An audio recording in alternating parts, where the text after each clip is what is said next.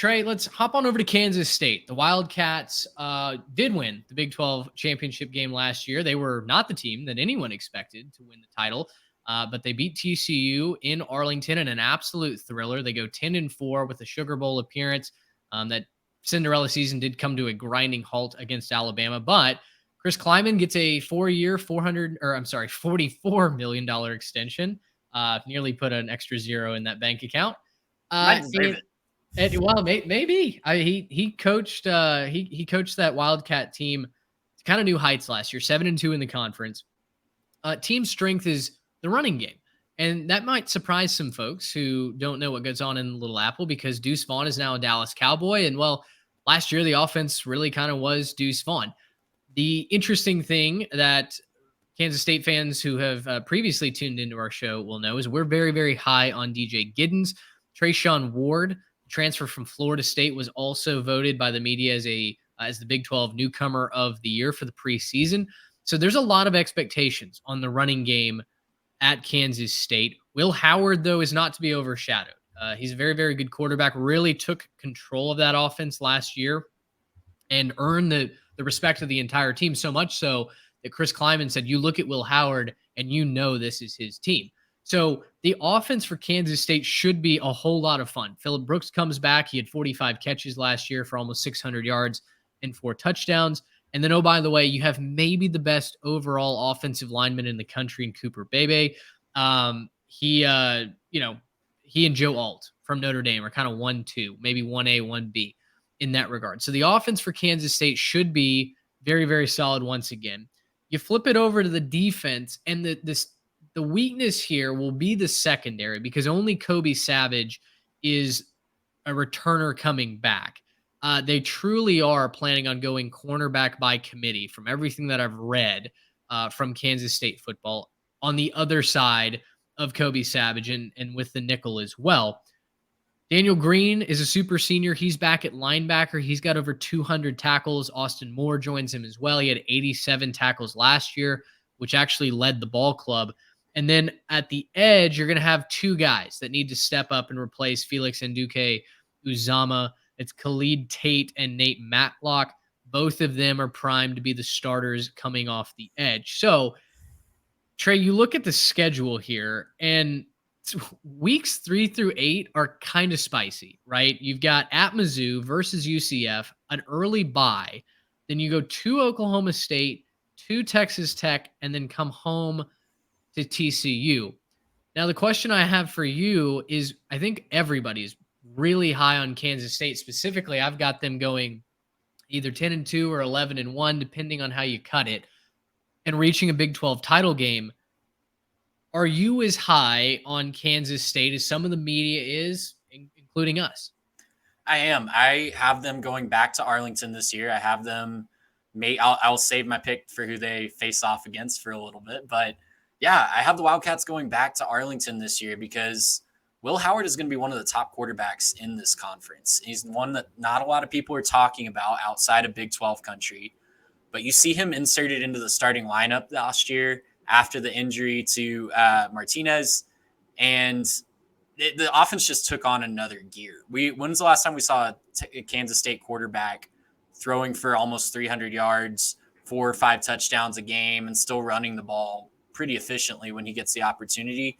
We haven't seen that since Colin Klein was running the offense on the field in Kansas State. He's, of course, running it from the sidelines now. But listen, he is an X factor for this offense, and he has a great running game, like you mentioned. Deuce Vaughn obviously is a huge loss, but I think this could be one of the top offenses in the conference. It's not going to look like a flashy, spread it out, throw the ball all over the field offense like we see at Texas with Steve Sarkisian. But Chris Kleiman has always run an extremely great offense. Every team that he's coached, going back to his days at North Dakota State, it doesn't look as modern and flashy, but it gets the job done. It scores points. When you look at their production last year, when I was doing research for our statistics, I was, kind of shocked to see, that scoring offense, top 40, that rushing offense, of course, is going to be really, really good. But they're deadly in the red zone, and they take care of the quarterback as well. They don't give up a lot of negative plays, either on the ground or when Will Howard is dropping back to take care of to pass the ball. So One thing that I'm concerned about a little bit, I've mentioned this on a couple teams in our preview season, that turnover margin last year was a huge, huge benefit to them. That plus, I think 12 turnover margin, fourth in the country. And that's something that doesn't typically translate year over year. And you talk about their secondary having a lot of turnover. It's going to take somebody stepping up to keep that momentum going on that side of the ball, to keep the takeaways coming, to keep the big plays coming. But guys, they are going to face a lot of erratic quarterbacks in the Big 12 too. There's a lot of guys that like to sling it around, a lot of gunslingers, and we could see the Kansas State secondary, if they can gel. I think that defense is going to be just fine too, and complete and make for a really complete football team, especially by the end of the year. Now, you mentioned their schedule. That start to October is really, really tricky. You did mention that they, go to host Houston and then go to Texas. I think that's a big game that everybody's circling on November 4th. Yep. Obviously, Kansas State has been one of the tougher outs for the Longhorns over the course of the lifetime of the Big 12, but I think that's one that Texas will have circled as well. It's a really big game on this conference schedule, but the close is really soft to me. I think Baylor, of course, the rivalry game, Sunflower Showdown at Kansas, that's going to be a tough one that Kansas is ready for. But Baylor at Kansas, Iowa State, I think they're going to be cruising by that time of this year and kind of cruise into that Big 12 championship game. Yeah, so when I look at Kansas State, I'm going to try to be consistent with what I said with Texas. Look, losing Deuce Vaughn is a problem, right? Yeah. That's an issue, and replacing what he was, not just in terms of the run game, but what he could do out of the backfield and everything else. I mean, that's tough. And we did, obviously do the DJ Giddens video, so shout out to that video. Go watch it if you want our full thoughts there. But guys, how are they going to replace him? What are they going to have to do on offense to keep up with it? Obviously, we're high on Will Howard, but what are they going to have to do to stay, as good as they were last year on offense? And also, what do you think this team's real ceiling is in terms of what they could do this year? I think we're all pretty high on them, but how high are we willing to go on this team?